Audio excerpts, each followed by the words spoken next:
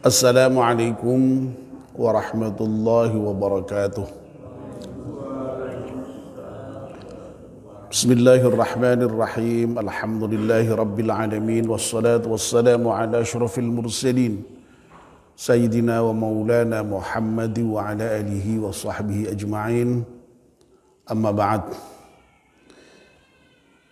Ibu-ibu, bapak-bapak, jamaah subuh Masjid At-Taqwa yang insyaallah dirahmati dan dimuliakan Allah Subhanahu wa taala. Alhamdulillah, kita panjatkan syukur kepada Allah Subhanahu wa taala yang pada pagi hari ini atas limpahan rahmat dan nikmatnya kita semua bisa hadir di masjid, salat subuh berjamaah, dan sekarang melanjutkannya dengan melakukan kajian subuh. Kita mohon kepada Allah Subhanahu wa taala semoga seluruh rangkaian ibadah kita di pagi hari diterima oleh Allah Subhanahu wa taala. Amin ya rabbal alamin. Pagi ini izinkan saya untuk melanjutkan kajian kitab Nashihul Ibad. Kemarin beberapa hari yang lalu kita sudah membahas makalah yang kedua, bab thulathi. Bab thulathi itu isinya dalam makalah itu berarti 3 nasihat. Kita baru menyelesaikan 2 nasihat pertama, masih ada nasihat yang ketiga. Pagi ini kita akan selesaikan insyaallah. Namun sebelumnya mari kita berdoa bersama-sama untuk memulai kajian ini, dan juga mohon Fatihah sekali untuk kita hadiahkan kepada pengarang kitab ini. Bismillahirrahmanirrahim. Asyhadu an la ilaha illallah wa asyhadu anna Muhammadar Rasulullah. Raditu billahi rabba wa bil islami dina wa bi Muhammadin nabiyya wa rasula. Rabbi zidni ilman nafi'a warzuqni fahman wa hukma wa alhiqni bis salihin. Bismillahirrahmanirrahim. Alhamdulillahi rabbil alamin. Ar-Rahmanir Rahim. مالك يوم الدين إياك نعبد وإياك نستعين اهدنا الصراط المستقيم صراط الذين أنعمت عليهم غير المغضوب عليهم ولا الضالين آمين.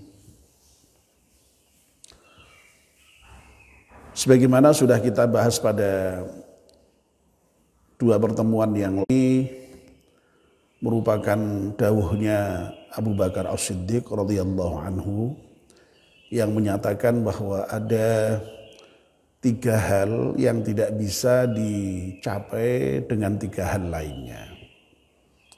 Ya, yang pertama adalah al-ghina bil muna. Kekayaan itu tidak bisa dicapai hanya dengan angan-angan. Lalu kemudian yang kedua, wasyababu bil hidab. Kemudaan itu tidak bisa dicapai dengan menyemir rambut. Ya. Dan yang ketiga, wassihhatu bil adwiyah. Kesehatan itu tidak bisa dicapai dengan obat-obatan. Yang 2 pertama sudah kita bahas, dan mari kita bahas yang terakhir, yang ketiga, wassihhatu bil adwiyah. Kesehatan itu tidak bisa dicapai dengan obat-obatan. Ya. Lalu kemudian Imam Nawawi memberikan penjelasan, singkat saja penjelasannya. Fala tahsulus sihhatu binafsil adwiyati bal bisyifaillahi ta'ala. Tidak akan bisa dicapai kesehatan itu binafsil adwiyati, dengan obat-obatan itu sendiri. Bal bisyifaillahi ta'ala. Melainkan yang namanya kesehatan itu ya dengan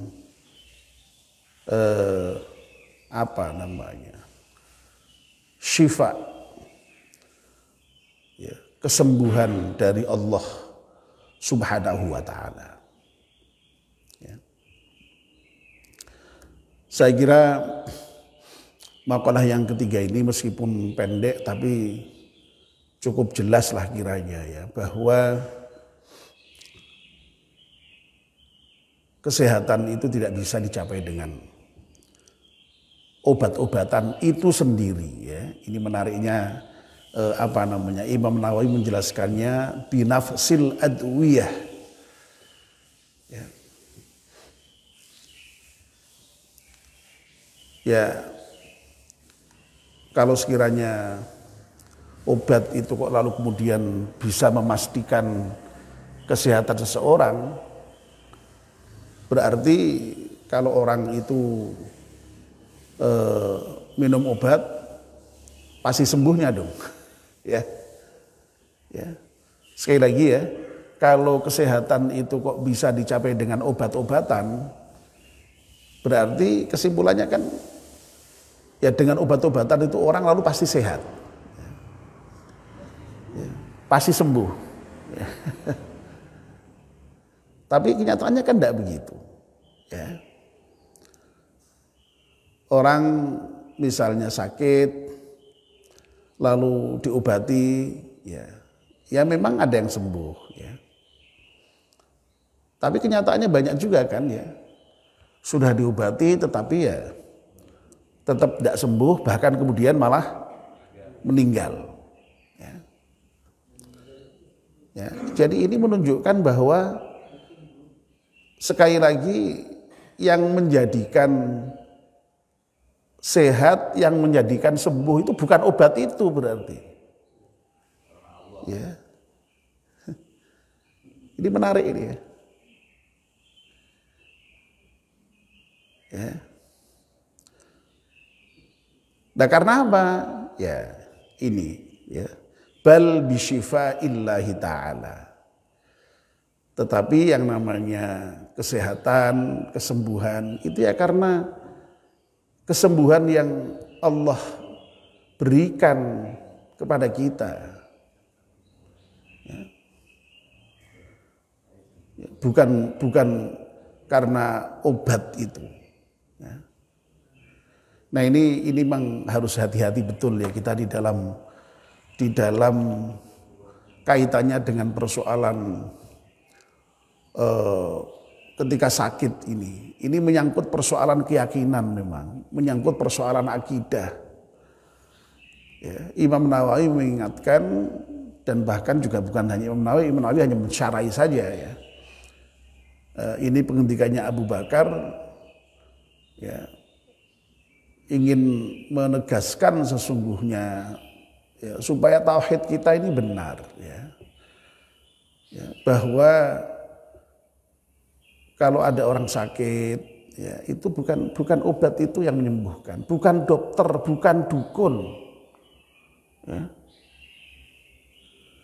Jangan sampai kita lalu kemudian punya keyakinan sembuh itu karena obat, sembuh itu karena dokternya hebat, sembuh itu karena dukunnya apa istilahnya? Dukunnya apa istilahnya?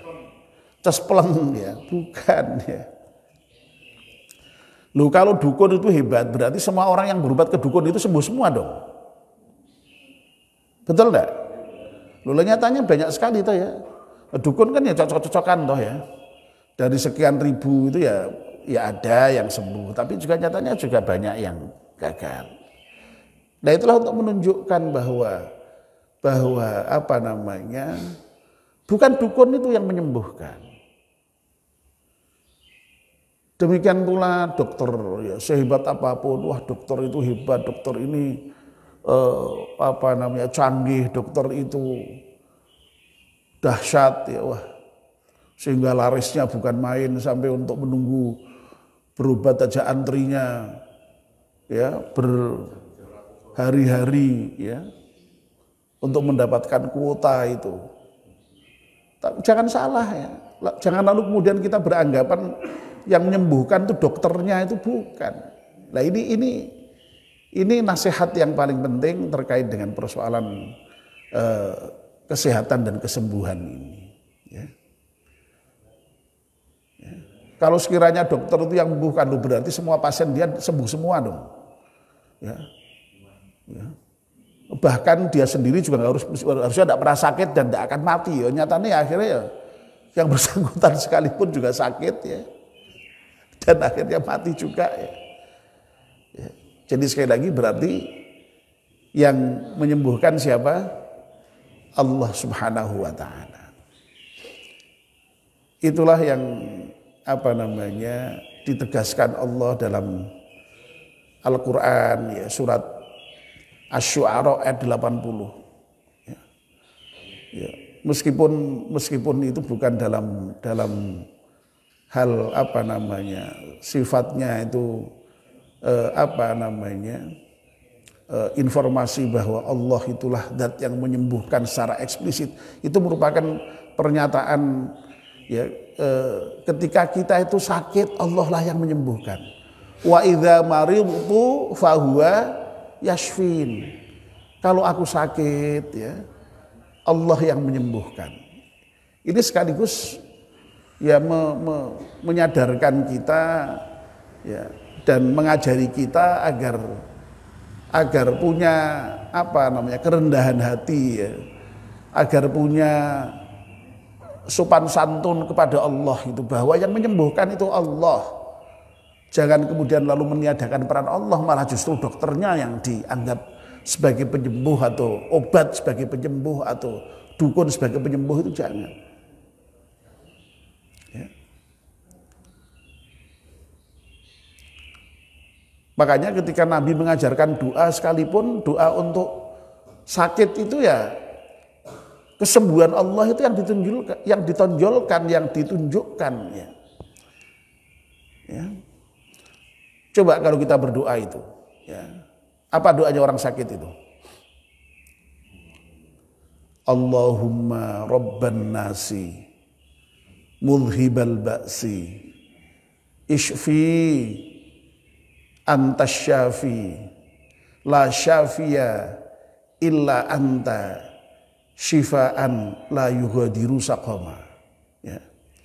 Itu doa untuk orang yang sakit ya, atau kalau kita sendiri sakit ya, yang redaksinya cukup panjang ya, yang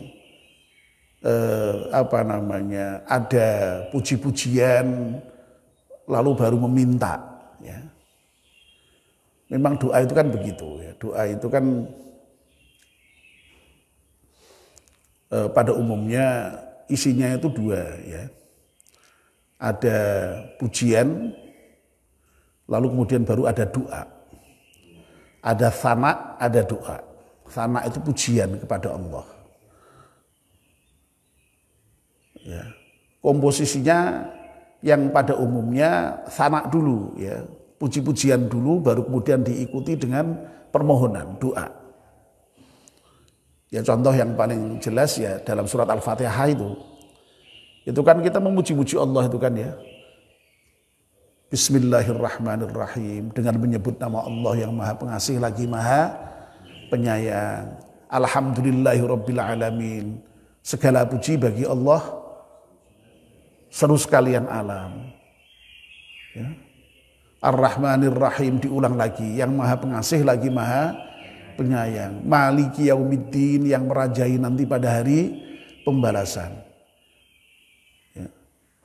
Iyyaka na'budu wa iyyaka nasta'in. Hanya kepadamu-lah ya Allah kami menyembah, dan kepadamu lah kami memohon pertolongan. Baru meminta ihdinas siratal mustaqim. Ya Allah, aku mohonlah engkau tunjukkan jalan yang lurus. Ya. Siratal ladzina an'amta alaihim ghairil maghdubi alaihim waladdallin. Yaitu jalan orang-orang yang telah engkau beri nikmat kepada mereka dan bukan jalan orang-orang yang sesat. Ya. Yang engkau murkai dan sesat. Ya. Jadi Al-Fatihah itu mengajarkan kepada kita kalau berdoa itu jangan langsung nembak itu ya. Jadi ya merayu Allah dululah dengan memuji-muji. Ya. Ya. Doa yang kita baca itu Sayyidul Istighfar kan juga sama kan ya. Ya. Allahumma anta rabbi, ya Allah, engkaulah Tuhanku, la ilaha illa anta, tidak ada Tuhan kecuali engkau, khalaqtani, engkau adalah zat yang telah menciptakan aku, wa ana abduka, dan aku ini adalah hambamu, wa ana ala hadika wa wa'dika mastata'tu, terus a'udzubika min syarri ma sana'tu, abu'u laka bi ni'matika alayya wa abu bi dzambi. Ya, panjang sekali itu. Ya, apa namanya? Sanaknya, pujiannya, baru apa? Faghfirli fa innahu la yaghfiru dzunuba illa anta. Bahkan malah doanya hanya satu kalimat saja itu. Yang belakangnya masih kembali pujian lagi. Doanya hanya faghfirli, ya Allah ampunkanlah aku. Itu masih ditutup lagi dengan pujian fa innahu la yaghfiru dzunuba illa anta. Tidak ada yang bisa memberikan ampunan kecuali engkau ya Allah. Ya. Bahkan malahan ya ada doa-doa tertentu yang tidak ada permohonannya, hanya sana saja. Ya. Jadi sudah tidak butuh apa-apa. Jadi sana itu berarti kita hanya memuji-muji Allah saja, kita tidak butuh. Ya. Kalau dalam perspektif tasawuf ya memang puji-pujian itu lebih utama ketimbang doa memang ya. Jadi ya tidak usah doa, itu Allah sudah tahu, yang penting kita muji Allah saja ya. Ya itu bagus ya, sangat bagus. Tapi bukan berarti tidak boleh berdoa kita. Nyatanya Allah sendiri mengajarkan kita berdoa, memohon kepadanya ya. Nabi kita juga mengajarkan memohon kepadanya. Ya, bahkan doa itu malahan juga dinyatakan sebagai inti dari ibadah. Ad-du'a mukhul ibadah. Ya. Karena apa? Kok doa itu disebut sebagai inti dari ibadah? Iya, karena orang itu kalau mau masih berdoa itu menunjukkan dia masih butuh dengan Allah Subhanahu wa ta'ala, masih bergantung dengan Allah Subhanahu wa ta'ala. Ya. Jadi doa tidak hanya ibadah ya Pak ya. Mukhul ibadah, intinya ibadah doa itu. Ya. Jadi kembali ya, jadi doa mohon disembuhkan itu panjang itu pengantarnya itu yang berupa puji-pujian Allah Subhanahu wa taala. Memang ada versi lain yang to the point juga ada. Ya. Nabi itu ketika mengunjungi salah seorang sahabat yang sakit, pernah juga mendoakan hanya Allahumma shfi Sa'dan, ya, yang sakit Sa'ad ya. Lalu doanya ya Allah sembuhkanlah si Sa'ad. Ya kalau kita ya kalau berkunjung misalnya ke saya yang sakit ya Bapak mendoakan Allahumma shfi sholihan. Sudah cukup itu. Ya, langsung tembak ya to the point. Tidak masalah juga. Ya, tidak masalah juga. Tapi sekali lagi doa yang sangat populer itu justru yang tadi itu ya. Allahumma rabban nasi. Wahai Allah Tuhannya manusia. Allahumma rabban nasi mudhibal ba'si, zat yang bisa menghilangkan penyakit. Ya, Allahumma rabban nasi mudhibal ba'si. Ya, baru kemudian memohon isfi Ya Allah, sembuhkanlah aku. Kalau kita mendoakan orang lain ya Isfi Ahmad, Isfi Muhammad, Isfi siapa, sebut namanya. Antas Syafi, masih diulang lagi. Ya. Thana lagi, engkau adalah zat yang maha menyembuhkan. Jadi yang maha menyembuhkan itu Allah Subhanahu wa ta'ala. Bahkan kemudian ditegaskan, la syafiya illa anta. Ya. Tidak ada penyembuh kecuali engkau ya Allah. Tidak ada yang bisa menyembuhkan penyakit kecuali engkau. Loh, ini kan tauhid ini. Ya. Mentauhidkan Allah dalam hal kesembuhan, kesehatan.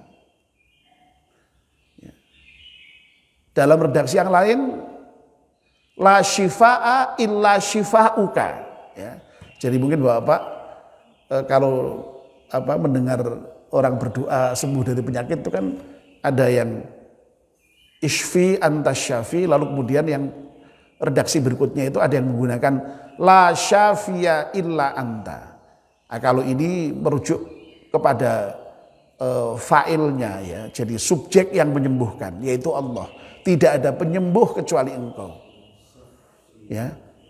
Kalau la syifaa illa syifauka itu berarti tidak ada kesembuhan. Ya. Jadi kesembuhannya yang disebut, tidak ada kesembuhan kecuali kesembuhan yang engkau berikan. Ya. Ya.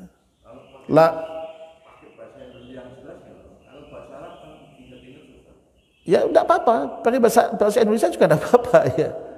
Enggak apa-apa ya, doa itu pakai bahasa apa saja ya. Cuma memang yang terbaik ya doa itu doa yang ma'thur ya, doa yang diajarkan langsung oleh Allah Subhanahu wa taala. Doa yang diajarkan oleh Nabi, doa yang diajarkan para sahabat, doa yang diajarkan oleh para salafus saleh ya. Dan para ulama itu, karena ya persoalannya doa itu bapak-bapak dan ibu-ibu, doa itu kan senjata ya. Ad-du'a silahul mu'min. Doa itu adalah senjatanya orang mukmin.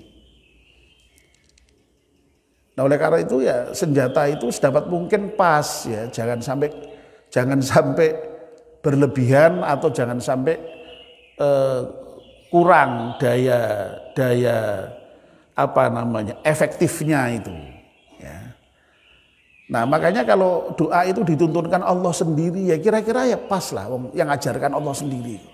Atau yang mengajarkan itu nabi kita ya. Atau kalau tidak ya para sahabat ya, atau turun lagi ya para tabi'in, tabi'ut tabi dan terusnya itu. Makanya kita itu pada umumnya kalau doa itu ada ijazah itu ya. Dari mana itu doa itu misalnya. Kalau tidak dari Quran, tidak dari Nabi itu ada ijazah. Itu untuk memastikan bahwa supaya doa itu tidak salah. Ya. Nah, kalau doa itu salah, apa tidak bahaya itu? Wong doa itu senjata. Ya. Jangan-jangan apa yang kita mohonkan pada Allah itu malah hal yang tidak baik. Ya.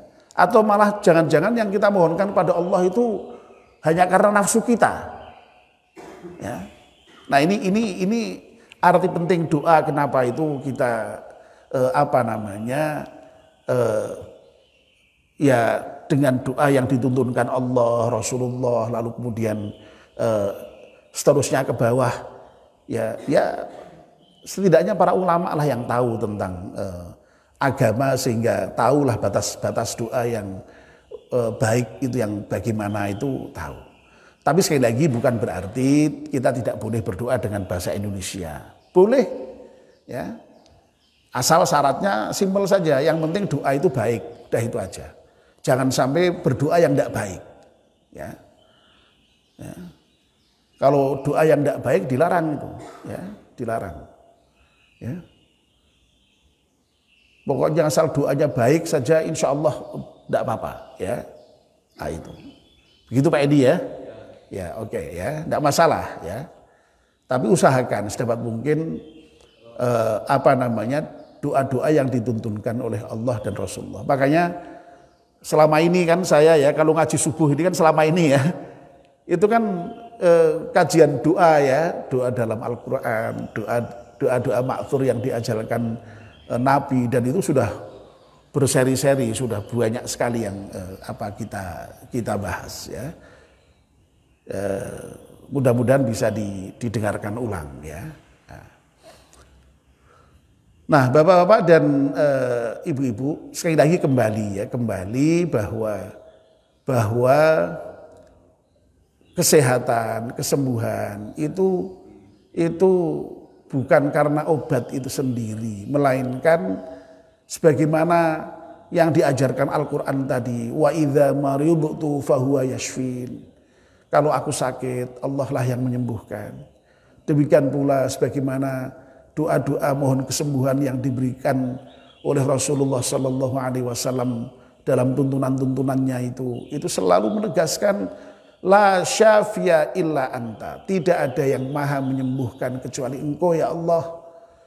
La syifaa illa syifauka, tidak ada kesembuhan kecuali yang engkau berikan ya Allah. Ini menyadarkan kita bahwa kita hanya bergantung kepada Allah Subhanahu wa taala. Ya. Tetapi lagi-lagi sebagaimana misalnya kemarin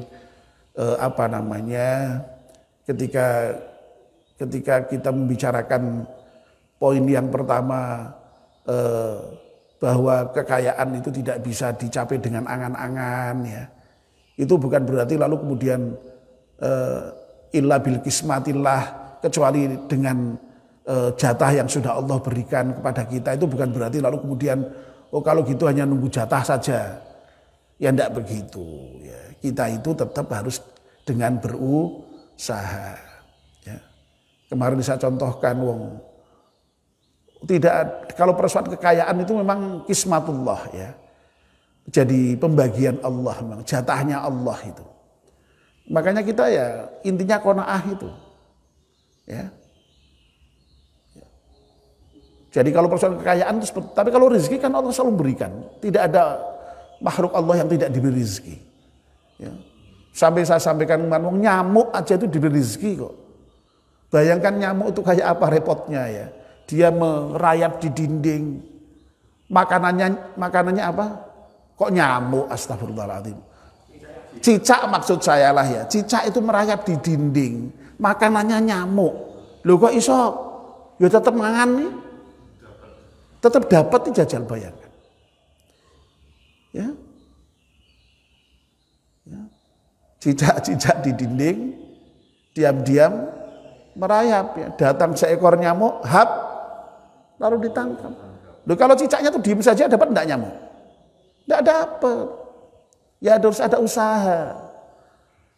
Ya. Merayap, begitu ada kesempatan begitu. Nah kita juga begitu, meskipun rezeki itu sudah Allah berikan kepada kita, ya tetap saja kan ya. Yang namanya apalagi kok sampai rezeki yang masih belum jelas. Rezeki yang sudah di depan mata kita, nasi itu loh, itu ya tetap butuh diambil, butuh diangkat, dimasukkan ke mulut. Apa iso kemudian nasi dipentelengi tok terus? Tidak bisa, itu harus dikunyah ya.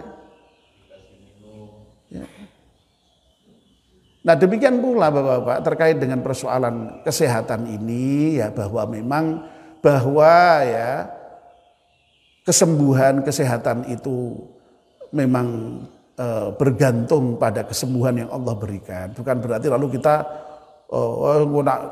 Gusti Allah maringi sehat ya sehat, Gusti Allah maringi sembuh ya sembuh. Terus orang tahu menjaga kesehatan, kalau sakit tidak pernah berobat. Ya tidak begitu.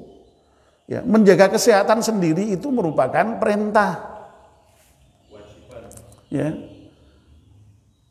Karena apa? Karena yang namanya Islam itu sangat menghargai jiwa, menghargai nyawa. Ya. Menghargai nyawa itu kalau secara negatif ya jangan membunuh, jangan mencelakakan diri. Tapi secara positif itu harus dimaknai sebagai bagaimana kita menjadikan kualitas hidup kita, ya, badan kita, jiwa kita itu bagus. Nah caranya bagaimana ya? Kalau kepingin sehat ya makanannya dijaga, ya olahraga, ya kalau sakit ya berobat, tapi gitu kan. Tapi sekali lagi menjaga makanan, olahraga, obat itu sendiri sekali lagi tidak menyembuhkan. Yang menyembuhkan Allah Subhanahu wa taala. Loh kalau sekiranya makan itu kok kemudian menyehatkan, banyak kok orang yang makan kemudian malah sakit. Ya. Di IAIN itu dulu ada yang kemudian sampai ya menjadi ya banyak perbincangan para dosen yang lain, para karyawan yang lain. Ada seorang dosen yang sangat dikenal, sangat diketahui, disiplin sekali dalam hal menjaga makan, dalam hal olahraga. Tapi sakit dan sakitnya sampai bertahun-tahun dan agak sakitnya itu ya sakit yang agak ya enggak tahu, katanya enggak sembuh-sembuh sampai lama sekali. Dan akhirnya Allah memanggilnya. Loh kalau misalnya orang menjaga makan itu lalu sehat, loh misalnya kan sehat semua. Nyatanya ya seperti tadi banyak kasus seperti itu. Kalau olahraga itu menyehatkan, loh orang olahraga sehat. Tapi kalau olahraga kemudian sakit ya banyak. Bahkan olahraga pas olahraga mati ya akeh. Ya.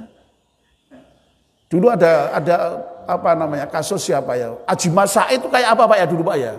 Masih muda, gagah, kelihatannya ya sehat. Mati malah pas olahraga. Artinya apa? Olahraga bukan menjadi sebab ya sekali lagi jaminan satu-satunya bukan. Ya sekali lagi menjadi sebab ya, tapi ya sebab bukan lalu yang menentukan itu bukan. Ya, apalagi obat ya, sekali lagi apalagi obat. Ya. Saya masih ingat dulu Pak Hamid ketika gerah yang agak serius ketika sembuh itu beliau, ini saya kutip kembali Pak Hamid, mudah-mudahan saya tidak salah ingat ya. Obat itu bisa salah. Betul Pak Hamid dulu ya, Pak Hamid ketika begitu ya. Tapi kalau doa, saya yakini insya Allah kalau Allah memang menghendaki sembuh-sembuh. Itu ungkapan Pak Hamid yang saya masih ingat, dan ini saya bicara ini lagi, saya sebut lagi Pak Hamid. Tidak salah Pak Hamid ya, ingatan saya Pak Hamid ya. Kira-kira begitu Pak Hamid mengatakan. Ya. Waduh maaf ini ternyata saya nggak sadar ini ya, ngomong kebanyakan ini saya, kepanjangan ini ya. Kadang-kadang tuh kalau sudah ngomong tuh lupa ya, jadi mohon maaf saya, ini kita akhiri ya. Jadi itulah intinya ya, intinya sekali lagi kita harus yakin bahwa yang memberikan kesehatan, yang memberikan kesembuhan itu Allah Subhanahu wa taala. Bukan berarti lalu kita itu kemudian lalu ndablek lalu ngono Gusti Allah paling sehat ya sehat, paling sembuh ya sembuh, ndak ya, tetap harus dengan usaha. Ya, usaha. Karena usaha itu sendiri juga perintah dari Allah Subhanahu wa taala. Artinya apa? Kalau kita sudah berusaha kok tetap sakit, ya kita tetap dapat pahala dari usaha kita. Kita sudah berdoa, ya. Lu kok ternyata ya tetap tidak berhasil. Doa sendiri sudah berpahala. Karena doa itu ibadah. Nah ini yang harus kita fahami betul terkait dengan doa dan usaha itu. Ya. Mudah-mudahan makalah ini bisa menjadi perenungan lah bagi kita, supaya kita kalau sakit itu betul-betul ingat yang menyembuhkan hanya Allah Subhanahu wa taala, ya. Demikian kajian pada pagi ini, dan mari kita akhiri dengan berdoa bersama-sama. Bismillahirrahmanirrahim. Wal 'ashri innal insana lafi khusrin illa alladzina amanu wa 'amilus salihati wa tawassaw bil haqqi wa tawassaw bis sabr. Subhanakallahumma wa bihamdika asyhadu an la ilaha illa anta astaghfiruka wa atubu ilaik. Wassalamualaikum warahmatullahi wabarakatuh.